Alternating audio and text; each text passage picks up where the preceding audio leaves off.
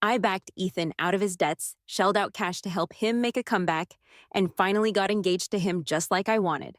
But he still ditched me when things got heated. He bounced with his old flame who had left him before, not even a single glance back. In the agonizing burn of my scorched skin, the system whispered in my ear, "Mission failed. You've got one last shot. Want to switch your target?" Mission failed. You've got one last shot. Want to switch your target? I was standing in the alley where I saved Ethan in my past life and firmly said no. Change the target? No way. The hell I've been through, he needs to feel it too. The day Ethan's old flame asked to meet up, a fire broke out in the building. His old flame hit me up for a meet, and suddenly the place was on fire. When my leg got stuck under a beam, the flames burned me so bad I was in excruciating pain. Luna and I were trapped in the room by the blaze. My fiancé Ethan got my call and was rushing over. The fire got worse, and my heart felt heavier. Until Luna's voice and Ethan's footsteps hit at the same time. "Ethan, you made it!" It hurt. I just twisted my ankle. Ethan didn't hesitate when he scooped her up, but I still heard him yell, "Mia!" After all, it was my SOS. I barely managed to respond before losing the strength. All I heard was Luna scream, "Hurry, Ethan! We're running out of time. Mia can handle herself. Ethan, go! I don't want to die." Luna's voice was desperate. I knew Ethan could never say no to his old flame who once meant a lot to him. He even kept our engagement on the down low from her. The sharp Ethan who turned his company around in just a few years. But at that moment, he never considered the unspoken truth behind my silence after I answered. The pain in my busted leg was killing me. Ethan left without a second glance. The thick smoke filled my mouth and nose, burning so bad I couldn't even see his outline anymore. In the burning agony of my skin, the system announced my death. Mission failed. You've got one last shot. The sting of burnt flesh still hurt, and I was back to when I first came into this world. The system's robotic voice chimed in again. "Want to switch your target?" The system's robotic voice chimed in again. "Want to switch your target?" I stood my ground in the alley where I saved Ethan before and firmly said no.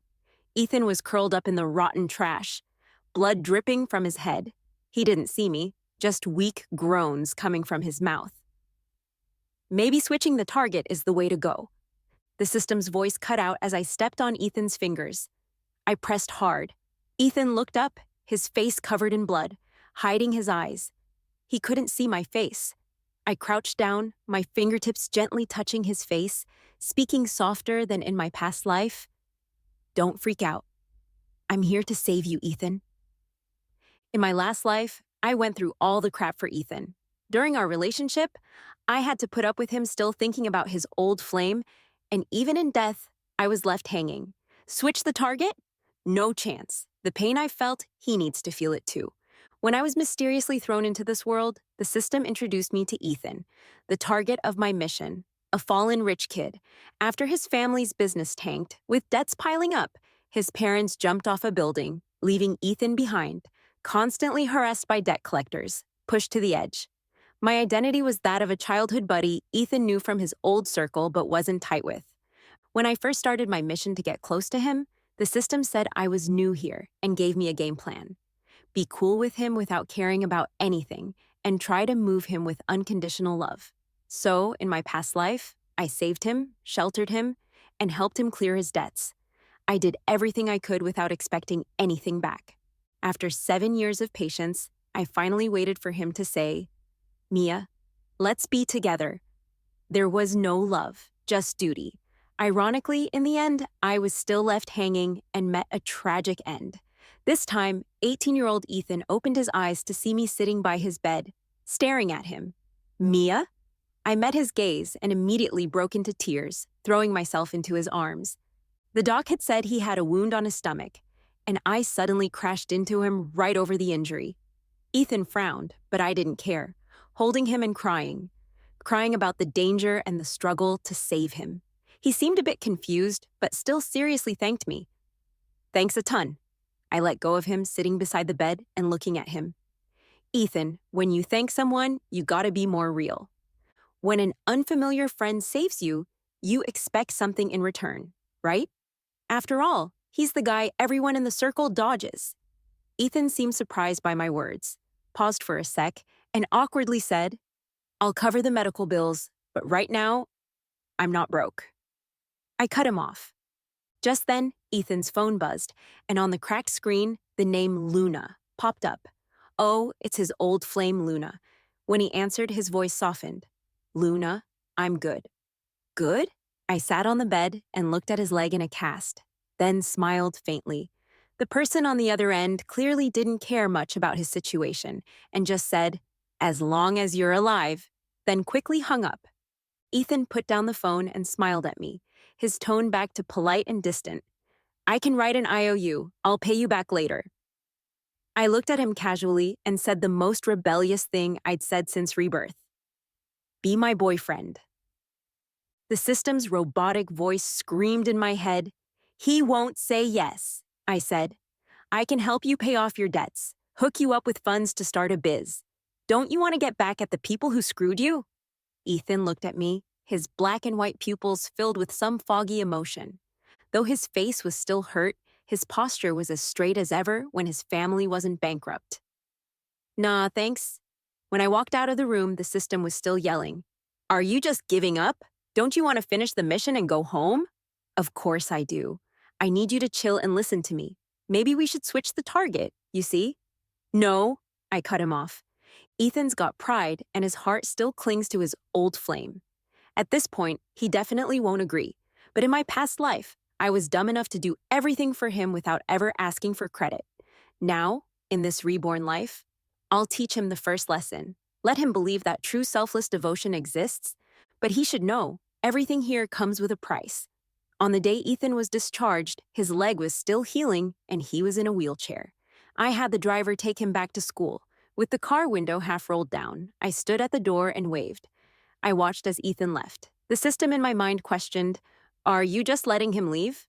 Of course, I replied, because he'll come back soon.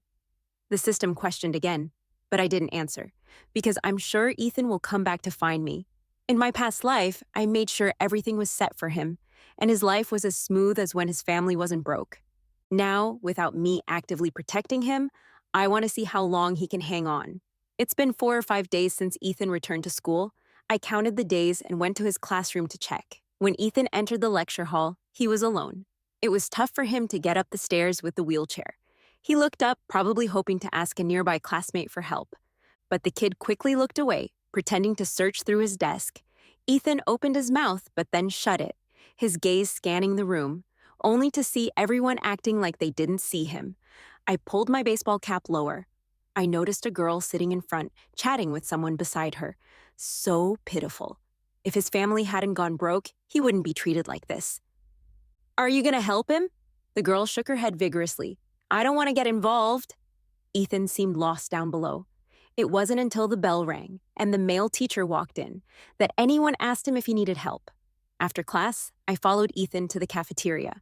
The cafeteria was packed, and he was the only one in a wheelchair. The air was thick with the smell of people jostling, and I grabbed a meal and sat down, watching as Ethan lined up in the queue, his wheelchair occasionally being shoved out of line. It wasn't until a boy with a tray walked past him and bumped into him that the soup in his hand splashed everywhere. Ethan froze for a sec before saying, Sorry. The boy, however, seemed to blow up with anger, and his tray tipped toward Ethan. Greasy food and soup spilled over Ethan's face and soaked into his clean shirt. Can't you watch where you're going? Soaked into his clean shirt. Can't you watch where you're going? The cafeteria went silent, with many eyes turning toward them. Ethan, with his sharp face, looked nervous, but he apologized again. Sorry, it's tough with the wheelchair. But the other boy wouldn't back off. I sat at my table, eating my food slowly. The system chimed in. Perfect opportunity, host. You should rush over and be the hero. I ignored it and kept eating leisurely. The boy yelled a few more insults at Ethan before storming off. Ethan, covered in food, looked down and tried to leave, but his wheelchair got stuck on something. Unable to handle it himself, he could only call Luna for help under everyone's watchful eyes. I quietly moved closer and overheard him as he tried a few times to get through. Luna, can you come help me? There was an impatient reply from the other side. I can't. Then the call ended. Ethan, in the middle of the crowd, was surrounded by people who avoided him, forming a lonely circle. I placed my tray in the return slot, then slowly called Ethan. It took a while for him to pick up. I stood outside the cafeteria, smiling as I said, "Ethan, have you eaten?" He mumbled a soft, "Mmm." I asked, "Do you still need money? Anyone been bugging you lately? You should let me know. How's school? Be careful when you go out. Don't let those debt collectors find you again. I had some eggplant today, and I remember you loved it. Should I bring you some to school?" There was a long silence. Suddenly, I spoke again. "You're upset, aren't you? Who's been bothering you? Did they come again?" I bombarded him with questions, but he didn't answer. Finally, I heard a faint voice from him, trembling. "Mia." It sounded like a reluctant admission of vulnerability. "Can you come find me now?" "Okay," I answered without hesitation. The midday sun was blazing, making my head spin. I smiled faintly. Ethan was like a crane stuck in the mud, unwilling to lower his head. This time, I'd break his pride so he'd get that everything has a price. I brought Ethan to my place. After the private doc checked his condition, he advised him to eat more to help his recovery.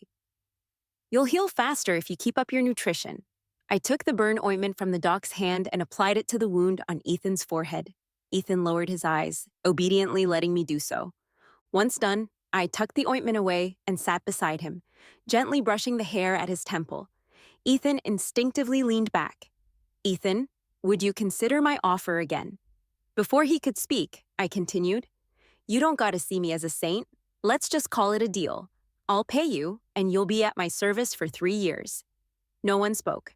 After 3 years, we'd part ways. I leaned in closer, coaxing him.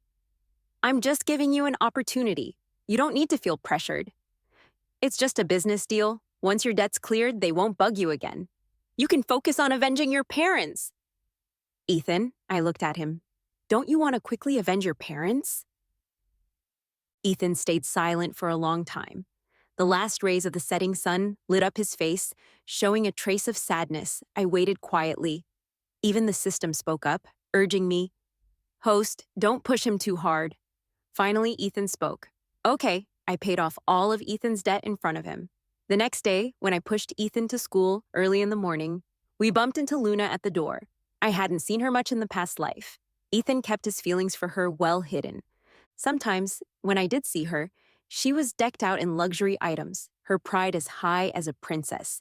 Now, seeing her again, I realized she had always been pampered too much, from 18 to 27, without changing a bit. Always high and mighty, Luna was carrying the latest 80 brand bag, and her diamond earrings sparkled. She frowned as she passed me, ignoring me, and turned to Ethan. "You good?" Ethan glanced up at me and shook his head. I ignored her, pushing Ethan into the classroom with countless eyes on us. But Luna suddenly pushed past me from behind. "I'll take over." I gripped the handle firmly. "He's my boyfriend. No need for you to worry." Luna froze for a moment, her gaze darting between Ethan and me. Ethan lowered his eyes, avoiding her look. She suddenly sneered, "All right, Ethan, you're really something." Ethan tried to speak, but she quickly turned and walked away, not looking back. He didn't chase after her. Out of the corner of my eye, I saw him fiddling with his phone screen. The top of the chat box displayed Luna's name. The system asked, "Host, do you think he'll tell Luna about your agreement?" I replied confidently, "No. To take care of Ethan, I had him move into my place. I ordered the kitchen to make nourishing soups for him every day." One day after lunch, the butler took him out for a walk in the garden, while I went shopping alone. Couple bracelets sparkled in the counter display. I picked and picked, not noticing someone had stopped beside me. "Mia?" I looked up and met Luna's alluring gaze. She smiled, as if there was never any beef between us. I stepped back, and she came closer. "You like Ethan?" "Well, he's handsome. A lot of people liked him before, but he never agreed." "Do you know why?" I asked the sales assistant to wrap up the 2 bracelets and smiled at Luna. "No need to show off to me. You don't like him now, do you? What are you scared of?" "Luna," I stepped forward, "are you scared he might like me?" "You're overthinking." Luna shrugged nonchalantly. "Just a reminder, don't bet on the wrong person." Ethan's parents weren't good at managing things, and he's not guaranteed to succeed either. Don't worry about it. Luna walked away briskly. The system in my head muttered, I wonder if she'll still be laughing when the male lead becomes successful. Of course she will, I said, because she doesn't care. As long as she's willing to look back, Ethan will always be behind her. It was like that in the past life, but this time it's not necessarily the case. Thanks to me, Ethan's college life was chill. His leg injury healed fast, and within 3 months, he was back to normal. He was determined, juggling his studies and looking for ways to start a biz. I knew he was in a rush, but I didn't suggest helping him with seed funding like I did before. The system asked me, what's the next step? Take it slow and build a relationship. The turning point in my relationship with Ethan happened in the 5th month we were together. It was his birthday, and for the first time, he came home early. He sat on the couch reading a book, occasionally glancing at his phone. When I came back in the evening, I excitedly took his hand and said, You're back so early today. Let's go to the private kitchen I reserved. I booked it months ago. Ethan froze for a moment, and I dragged him out of the house. The restaurant was on a mountain, and by the time we got there, it was almost dark. I piled his plate with food. He ate absent-mindedly, occasionally looking at the phone on the table, but there was no notification. After dinner, I took him for a walk. The path behind the courtyard led to the mountain top, and I held his hand. The mountain path was a bit rough, and I tripped over a stone. Ethan quickly caught my waist. I'll carry you. I shook my head and kissed him. Ethan flinched like he was startled, his ears turning red. The mountaintop was quiet. So quiet, only the rustling of leaves in the wind could be heard. The time on his phone jumped to 10 p.m. We sat on a bench. His phone buzzed in his pocket, and he quickly pulled it out, only to see a spam message. I saw his disappointment instantly. He opened the chat, and it was Luna's name. But there was still no reply. In another half hour, it'd be time for Luna to sleep.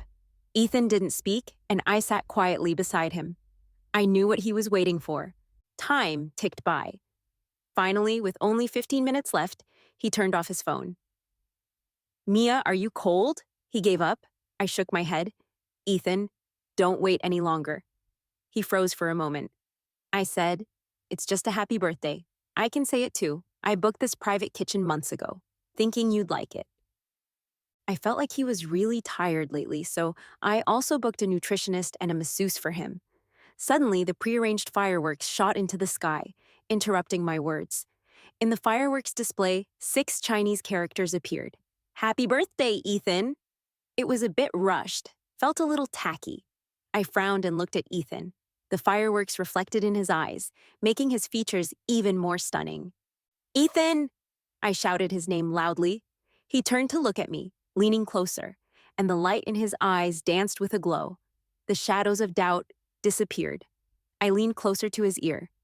What's worse than not getting a birthday wish? Of course, there's something worse, like his once grand birthday parties, the blessings, and gifts that never stopped. But now, only I'm here. I said, I'll remember. Even if no one else does, I'll remember. Ethan. He finally smiled. The deafening sound of fireworks echoed, and my lips brushed against his cheek.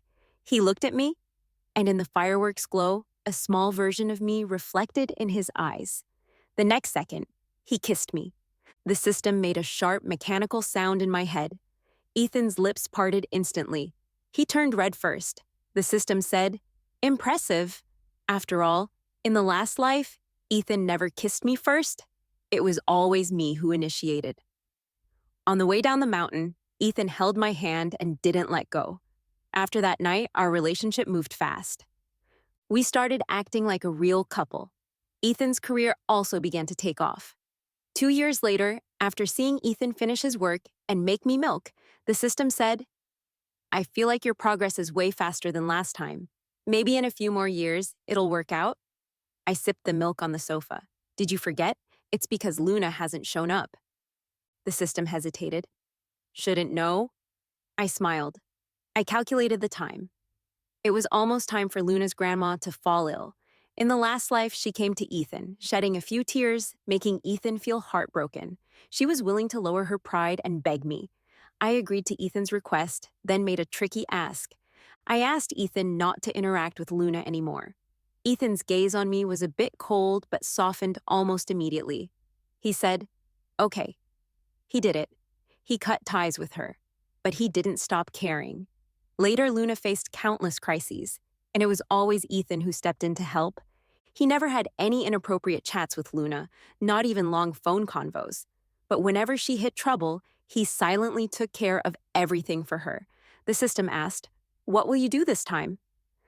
"Actually, I think he might be different this time." "There's no difference." I lowered my eyes. "He'll still come looking for me." The day Luna found him, Ethan didn't come home that night for the first time. I texted him, asking where he was. He said he was working late and told me to sleep early, so I turned off my phone and went to bed. Ethan returned in the morning, his eyes tired, his shirt wrinkled. I turned over in bed, and Ethan pulled me into his arms without saying a word. The air was heavy with eerie silence. The system broke the silence. "Host, is he really gonna speak?" "Of course he would." Ethan buried his head in my shoulder. "Mia." His voice was muffled, like sticky frosting. "One of my friend's grandma is sick. He wants to bring a doc from abroad for surgery. The chances of success are higher, but he can't find a way." I turned in his arms and hugged him. "Is this a really good friend of yours?" Ethan froze for a moment, then said, "Yeah." I said, "Your good friends are my friends. I'll help you figure it out." Ethan lowered his head and kissed my forehead. "Thanks." I smiled a little, sitting up. "You should know, Ethan." "Whatever you say, I'll agree." I wasn't lying to him. People live their whole lives for many things. Since the moment I came into this world, I was destined only for Ethan. Ethan lowered his gaze and held me tighter. "Mia, thanks." I rested against his chest, listening to his heartbeat, and silently asked the system in my mind, "Do you think he'll tell me that friend is Luna?" The system fell silent for a moment. "Probably not. No, he will, so before he tells me with his own mouth, I need to figure it out myself." The doc was brought in from abroad, at a great cost. Luckily, the surgery was super successful. A week after the surgery, Ethan occasionally went to visit his grandma. I bought some fruit and followed him. The hospital room door wasn't fully closed, and I stood at the door, peeking inside. Ethan was peeling an apple for his grandma. She smiled and thanked him. "Thanks a ton, as long as Grandma gets better." Ethan put the knife aside and stood up to leave. "Is this him?" Suddenly, Luna threw herself at him and hugged him tightly, tears brimming in her eyes. Ethan froze for a moment and instinctively tried to push her away. "Ethan, it's all thanks to you that Grandma's getting better." She cried hard. Ethan seemed a bit lost, patting her back. It's okay. Grandma's gonna get better." Luna looked at him through tear-filled eyes. "Let me take you out for dinner tonight." "No." Ethan said this morning he wanted to go out to eat with me. Luna's voice softened. "We haven't had dinner together in a long time." I watched as Ethan's expression became hesitant, and after a long pause, he finally spoke. "All right." Before he finished, the hospital room door was suddenly opened by me. Ethan, who was being held by Luna, turned pale and broke free from her arms. "Mia," I put the fruit down and smiled, calling out to his grandma. "Ethan says you're recovering well. I've been busy, so I finally found time to come see you." Grandma looked at Ethan confusedly. Ethan said, "This is the friend who helped introduce the doc for you." Grandma looked at Ethan confusedly. "Friend?" I couldn't help but sneer inwardly. I didn't stay long and left. When I was going downstairs, I heard Ethan calling after me. "Mia, Mia." I ignored him and kept walking ahead. There were many people in the corridor, and Ethan tripped and bumped into someone, leading to a string of insults. I kept walking, deaf to the noise. Ethan finally caught up and pulled me into his arms. "I'm sorry, Mia. Please don't be mad at me. I didn't mean to hide Luna from you. You were scared I'd be pissed. You were scared I wouldn't help you because of Luna. So you didn't tell me and distanced yourself from me in front of her grandma." "Ethan, is my sincerity really that worthless?" He froze for a moment, not expecting me to suddenly say this. I looked at him, and suddenly tears fell from my eyes. Ethan panicked and wiped my tears with his sleeve. "I'm sorry, Mia. Please don't cry. It's all my fault. From now on, if you don't want me to associate with Luna, I won't." I remained indifferent. You know I'll forgive you? Because I like you, I'll accept anything. There'll never be another fool like me in this world, spending 3 years and millions on one person. You know that deal was just an excuse. You know I like you. You actually know everything. You think I'm so stupid, don't you? No, you're not stupid, not at all. Ethan hugged me, his voice trembling. Mia is the smartest person in the world. It's my fault, all my fault. I won't associate with Luna anymore. He deleted and blocked Luna on WeChat right in front of me.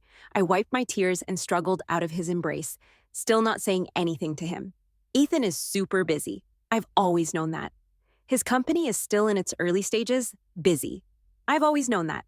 His company is still in its early stages, and he has endless biz stuff to handle every day. I never interfered with anything company related. He had to handle it all on his own. At that time, even visiting Luna's grandma was something he could only do when passing by. But now he manages to find a few hours every day to chill with me.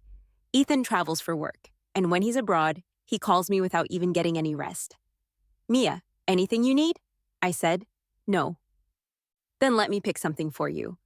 His tone was patient, full of eagerness. Last time, when I said no, he bought everything I liked, including a necklace big enough to fit around my whole neck. I sighed. Just buy one thing. He cheerfully responded, okay? I thought for a moment and added, I'm not mad at you anymore. Ethan breathed deeply. I'll book a flight for tomorrow and come back to see you right away. He made me laugh. What about work? You're more important than work. I smiled slightly and pressed my lips together. When the call ended, the moonlight was shining on my feet. I thought about when I was sick in my past life, and Ethan had to go abroad for work. I was lying in bed with a fever, hugging the blanket, feeling weak. Ethan called out to me before he left. Mia, I'm leaving. I replied weakly. He was so attentive that he surely noticed my hoarse voice, but I didn't stop him from leaving. I just played the part of a submissive wife, as the system had suggested, not interfering with his work. Love and indifference are actually pretty clear. The system's strategy was really dumb. The mechanical voice in my head grumbled in dissatisfaction. The other players all did this. Then I wished them success. My thoughts returned, and this time, the system's prompt hesitated for a few seconds before arriving. Host, I think this round should be stable. He deleted his old flame, someone he kept in his last life. Almost there, I said. Almost what? Almost that last decision in the past life. But this time, it didn't matter who he chose. I accompanied Ethan to a banquet, and the dress was something he picked out for me. When we arrived, many people stared at me, their eyes full of admiration. Ethan had business to discuss with others, so I wandered around the hall with a glass of wine. The second floor was quiet, and I stood on the balcony, looking at the lake below. The security guard had reminded us when we entered that the lake was super deep, so we should avoid getting too close. I waited for a while before the person I had arranged to meet finally showed up. Luna's face was tired, a fatigue that no makeup could hide. Are you trying to show off? Ethan blocked me. Do you think you've won? I said, I don't think so. I used to think maybe I could compete for his love, but then I realized there are so many girls thinking the same. Because he's kind and gentle. But then I realized, no matter what I do, there's only one person in his heart. Luna, I actually envy you. No matter how tough you are, he'll still stick with you. I smiled at her. Will you gamble one last time with me? He's about to rise in his career. It won't be long before he makes a comeback. If you win, I'll step aside and leave you with your rep. Luna looked at me coldly, trying to read between the lines of my words, to tell what was true and what was fake. Are you willing to give up? I smiled and said, his heart isn't with me. I can't hold on to him. She raised an eyebrow and agreed quickly, because she knew it would always be her. A few minutes later, the sound of someone falling into the water echoed through the entire hall.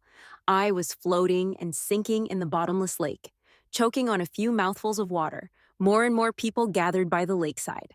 I saw Ethan running, and without hesitation, he jumped into the water.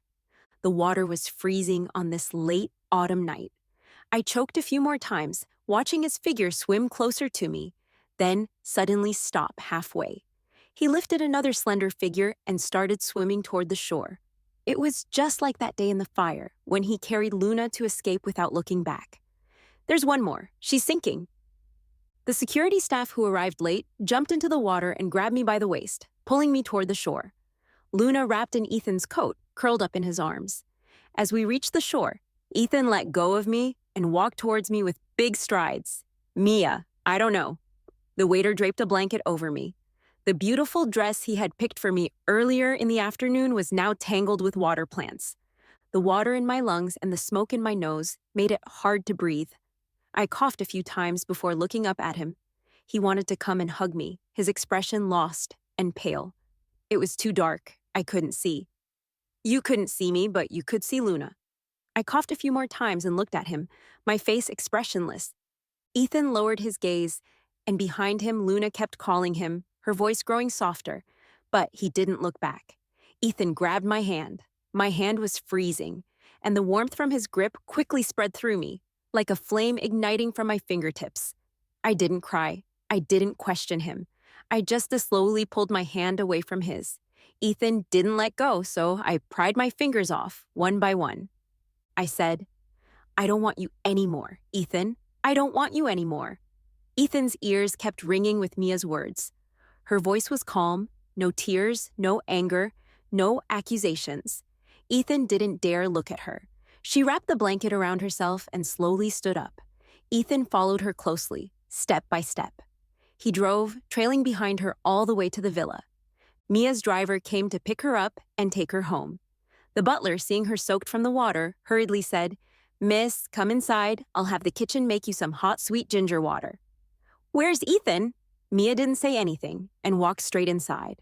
As the door was almost closed, Ethan heard her say, He won't be coming. Ethan sent her messages, but she didn't reply. He called her, but she didn't pick up. Ethan was never someone who lacked sense, like those relatives who avoided him when the family went bankrupt, and Luna, who suddenly grew distant and wouldn't talk to him much. He understood them. Luna occasionally asked him how he was doing on WeChat, just making sure he wasn't dead, but never said much. Ethan knew it was her parents' intention, but even the smallest bit of kindness in tough times was rare enough to appreciate. Ethan remembered her kindness and understood her, so he didn't stay close to her like before. The fleeting infatuation from his youth had been worn down by reality. But Mia was an exception. She was like a flame, suddenly rising in the cold of winter. She burned him to the point of almost scalding him, making him think it was a false perception caused by the cold. She was spoiled, willful. In the past, they hadn't interacted much, but when they met again during his downfall, she immediately asked him to be her boyfriend. It felt like she was deliberately teasing him. Ethan was unwilling. She didn't force it. Later, when everyone disliked him, she was the only one who came for him. Then, when she brought it up again, Ethan thought, whether it was teasing or not, it didn't matter anymore. After all, they had already reached that point. There was nothing left for him to lose. Unexpectedly, Mia didn't mock him, didn't boss him around, and didn't belittle him. She just genuinely hoped he could get better. When the butler pushed him to take a walk in the small garden, they talked about Mia. He knew about the strange agreement, but he had never neglected Ethan. Miss can be a bit willful, but she's still a good kid. She just doesn't get it. Doesn't get what? She doesn't know how to interact with people or express her feelings for someone. She only knows to be kind and fulfill all that person's wishes. It's hard to change a character developed over years. Only after hitting a wall will she turn around. The butler sighed, his tone serious. Don't deceive her. If you don't like her, she'll leave on her own. At that time, Ethan didn't get it. Later, when caught between two tough choices, he made his first wrong move. It only took 2 weeks from the lie to being found out. Ethan saw Mia crying, and his heart twisted. If he didn't like her, she would leave on her own. But how could he not like her? Ethan would rather place her at the very center of his heart. On one side were his past elders, and on the other, the person who held his heart. Ethan was afraid she would hate Luna and refuse to accept him. When facing his grandma's questions, he feared that he wasn't a good match for her and told a lie. They're just friends. When would he be able to tell everyone openly that they were a couple? How high did he have to rise to match her? Ethan didn't know. He only knew that he was desperately climbing upward. He just wanted to get there faster, but the more he tried to rush toward her, the further she seemed to move away. By the time he came to his senses, Their relationship was already on the verge of falling apart. Losing everything no longer mattered. His parents jumped off a building. After 3 days of sitting in the morning hall, he thought about it carelessly. Then, Mia appeared. She became that exception again. Whether she clung to him desperately or had no dignity at all, only Mia he couldn't let go. I quickly flew abroad. After staying with my parents for half a year, I went to live somewhere else on my own. The butler occasionally sent me messages to remind me to take care of my health abroad. Sometimes he chatted with me, asking how I was doing, and his tone seemed to have changed. The system said, based on analysis, the person on the other side has an 80% chance of being Ethan. I said, I bet it's 100%. When are you coming back? How are you going to move the plot forward if you don't see Ethan? I said, no rush. He'll come to me on his own. And so I stayed for several months. It wasn't until I saw in my moments that Ethan's company had been getting good news frequently. My account received a sum of money, not too much, not too little, just enough to cover the principal and interest of these past years. I then told the system it's almost time. The day Ethan came was an ordinary morning. I was lying in bed watching anime, and the system was shouting in my head, where's the male lead? Where's Ethan? You said he'd come find you. It's been so long, where is he? This is the last chance. I scratched my arm. Give him some time. It's been so long. The system exploded. Just as I was about to speak, the door was knocked. I put on my shawl and opened the door, and the wind, carrying snowflakes, blew into the room. The person at the door had snowflakes on their hair. Half of it turned white. Ethan, with his pale skin and gentle demeanor, looked like a young master from ancient times. But now, with dark circles under his eyes, he resembled a male ghost from strange stories from a Chinese studio.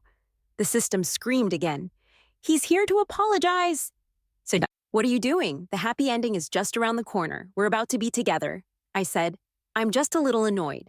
What are you annoyed about? I was burned to death in my past life, and this life, I fell into cold water. I'm the one who suffers, and he didn't do anything. The system fell silent for a moment and chose to remain quiet. This winter is freezing. Few people are outside, and the ones on the street are bundled up in layers. When I opened the window for ventilation, the wind slapped my face, stinging. There's wind and snow in the hallway, too. I went out briefly to throw out the trash. Ethan was standing in the corner, watching me. He followed me downstairs and back up again, his steps a bit slow. He wanted to talk to me, but I ignored him, so he said nothing. When I closed the door, he stayed outside, not leaving, his face flushed. I woke up from a nap feeling refreshed. The system in my head blared an alarm. Host, the male lead's life signs are rapidly declining. I got dressed and went outside, and there was Ethan, curled up in a corner. Snow had turned to ice on his hair, and he was losing consciousness. I dialed emergency services, but just after hanging up, someone grabbed my hand. The cold felt like it was going to pierce through my body. I shivered and tried to pull away from Ethan's grip, but he held on tight. I went with the ambulance to the hospital. Ethan lay in the hospital bed, his body slowly warming up. The system said, "It's stable now. It's stable." I ignored it, yawned, climbed onto Ethan's bed, and pushed him aside. The system nervously said, "Host, what if you really kill the male lead? He deserves it?" I replied, "When I woke up, I was trapped in Ethan's arms. As soon as I opened my eyes, I met his dark eyes. He seemed a little happy, but before his smile could rise, it fell again." "Mia," he whispered in my ear, "don't be angry with me, okay?"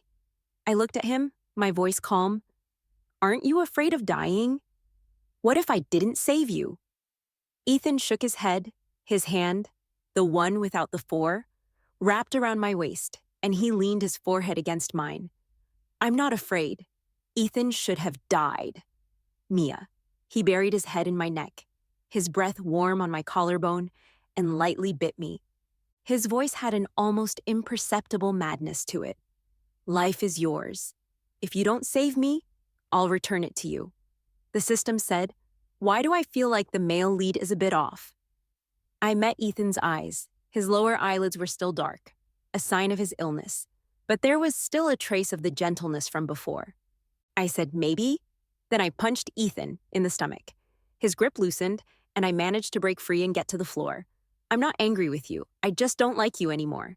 I said, I've arranged to go watch a game with a boy I like today. I'm leaving now. Ethan froze for a moment. I walked straight out the door. Mia? I didn't respond. He pulled out the needle and ran after me, not even wearing shoes. The nurse at the door stopped me. He just pulled out his needle by himself. Ethan's hand was still bleeding, and two nurses blocked him. I slipped past the crowd. Mia, Mia, don't go! Ethan shouted my name like a madman, but I didn't look back. The system asked, when did you arrange to watch the game with someone? I lied to him. I just wanted to go home. I don't have the mood to find someone else. The system went silent. I played games in the hotel until it was dark, and 2 days later, I returned home. I saw Ethan at the door again. He had learned to be smart and waited for me in the car. When I came back, he approached me. I walked toward the house, and he followed behind me like a sad puppy, saying nothing. When I was closing the door, his hand was caught in the gap. I'm not weak. Ethan's knuckles, which were once clearly defined, were now swollen and red. He said, Mia, can you talk to me? Just for a moment. I looked at him and released my grip on the door handle. Ethan changed his shoes, sat on the sofa, and I threw him the medicine I got from the cupboard. He stared at me. I couldn't help but smile sarcastically. Are you still waiting for me to rub it on for you? Ethan lowered his eyes and opened the medicine himself. The quiet atmosphere was broken by his voice. You yesterday. How was it? Ethan asked with difficulty. I thought for a moment, frowned, and said, I got rejected. I didn't expect he had a girlfriend, and she's the cheerleading captain. I lied casually. Ethan listened. His expression twisted as if he was happy but also scared I was upset, trying hard to hold it in. I asked him, Are you happy? Ethan shook his head. Mia, are you angry with me? Hit me if you want, scold me if you want. That day, it was too dark. I didn't see it was you, but it's still my fault. If you want to blame me, it's fine. Without saying a word, I slapped him. The corners of Ethan's eyes turned red, and his pale skin made the contrast even more striking. It had a kind of tortured beauty. My hand was red from the slap. Ethan lowered his eyes and held my hand, gently rubbing it. He even asked, Does it hurt? The system screamed again. Host, aren't you going back? Of course, but before I go back, I want to collect some interest from my past life. I changed my mind. I let go of Ethan's hand and lifted his chin to look at him. Ethan obediently complied. I said, I noticed your profile looks a bit like that guy's. He just doesn't like to wear this business style. I lowered my eyes and smiled. Do you still want to be with me, Ethan? He answered without hesitation, yes. The next day, I flew back with Ethan. When the butler saw me, he almost cried, saying I had lost weight. Ethan's suit was replaced with a casual outfit. It made him look more like a young man. I instructed him to put things down, closed the door, and locked him outside. Ethan and I started dating again. No more contracts. He accommodated me. I wasn't short on money, so he thought of ways to make me happy. The real challenge was what couldn't be solved with money. Ethan's mind was full of how to make me happy. I liked it when he did things like that guy. I said he liked basketball, so Ethan went to learn it. I said he didn't like watermelon, and Ethan never touched it again. I said he smelled like orange blossom, and despite being allergic, Ethan sprayed perfume on himself every day. As long as he did it, I would hug him and say, I love you the most. 2 months after we returned, I ran into Luna in the mall. Her arrogance had faded, and when she saw me, she was more composed. I greeted her. She looked at me, her brows and eyes showing a sense of calm. You said you'd back off. I did. I smiled. Then Ethan begged me to come back. Luna's chest heaved for a moment, her voice no longer calm. I regret it. Regret what? Regret agreeing to your bet back then. Regret letting Ethan get close to you. Regret not. She said, Don't torture him anymore, Mia. I don't love him, and I know you don't love him either. Don't torture him. I smiled at her.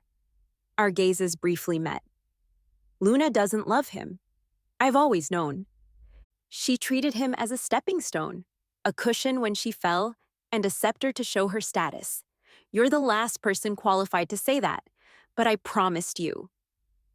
When I came home in the evening, Ethan brought me a gift, a limited edition rabbit doll from a foreign toy factory. I hugged him and gave him a kiss, and Ethan lowered his head to kiss my forehead. Then he put on an apron and went to the kitchen to cook. I sneaked behind him and watched him chop vegetables. Ethan said, "The kitchen is full of fumes, Mia. You should go out first." I didn't want to eat the food Auntie made, so I asked Ethan to learn how to cook. Afterward, the kitchen became his domain. When talking to my friends, they admired me, saying I had good taste in finding someone both capable and caring. I just smiled, "Ethan." I tiptoed, hugged him from behind, and whispered, "I'll tell you a secret." "What?" The system in my head tried to stop me. "Host, maybe you shouldn't say it. I'm afraid that once you hear it, we'll end up on bad terms." I ignored it and leaned close to his ear. "I don't have a crush on anyone." The knife fell into the sink. Ethan's hand was cut and blood appeared. He stood there frozen for a while before turning around and pulling me into his arms. "Mia, you lied to me." He seemed enchanted, both laughing and crying, kissing my forehead. "Mia, Mia." I answered him, "Mm." Ethan picked me up and carried me out of the kitchen, the wound on his hand still bleeding, but he didn't seem to care at all. The wound on his hand still bleeding, but he didn't seem to care at all. "Really no one?" "No one," he muttered. He kept confirming again and again. I kept answering again and again. He pinned me on the sofa, kisses landing on my eyes. He asked, "Mia? Mia? Are you lying again? You want to make me happy, then tell me it's all a lie and let me feel empty joy. You want to punish me, that's fine, but don't joke about this." "Mia, Mia, not this. Don't lie to me." Warm tears fell on my neck. Ethan buried his face there, sighing. "I beg you." "Mia, Mia." I hugged his neck. "I love you." "Ethan, I love you." This was the biggest lie. Ethan became stiff, and I pushed him away. "Get up, I'll bandage your wound." He stood up, dazed, following me to the medicine cabinet. He let me wrap his wound in silence. Suddenly, he stood up and went upstairs, his steps unsteady. I heard something fall in his room. He hurried down the stairs with a red velvet box. Without hesitation, he knelt beside me. "Mia, marry me." The diamond ring in the box sparkled brilliantly. I squinted, smiling.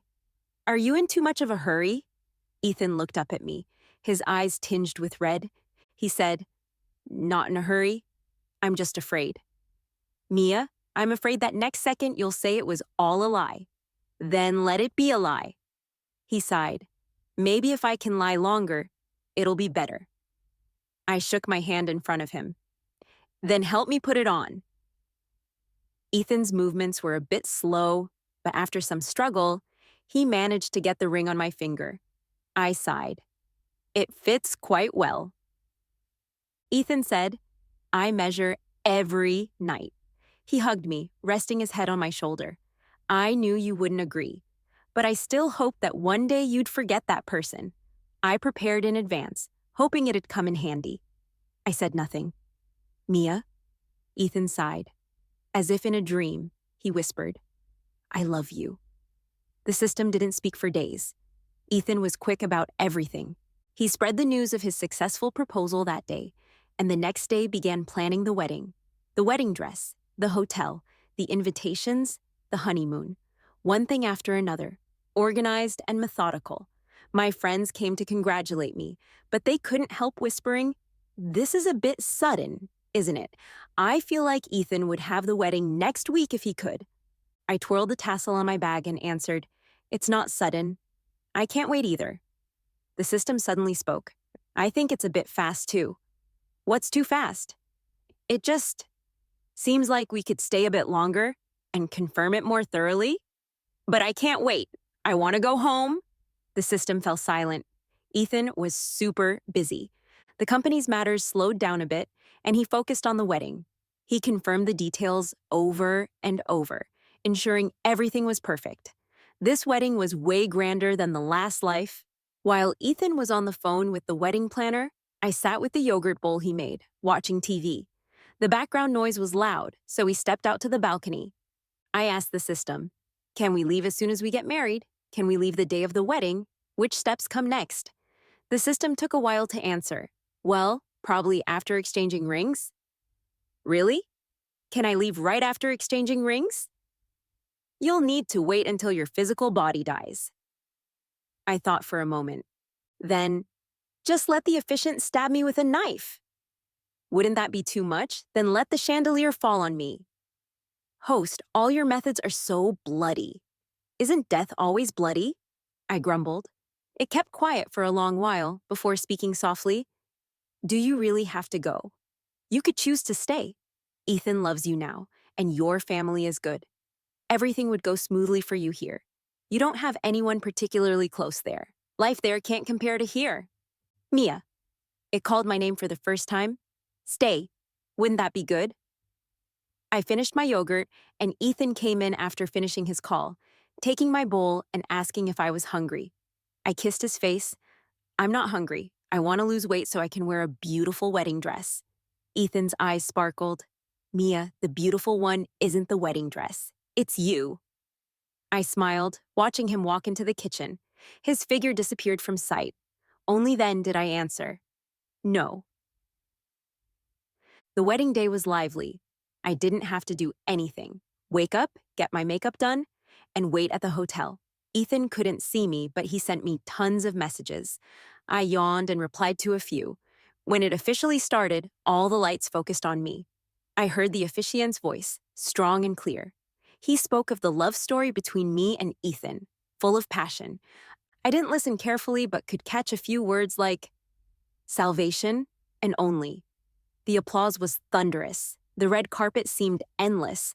My dad, who was abroad, couldn't make it in time. I walked alone, holding up my gown. Ethan, ignoring the rules, came over to help lift it. There was a round of teasing from the audience.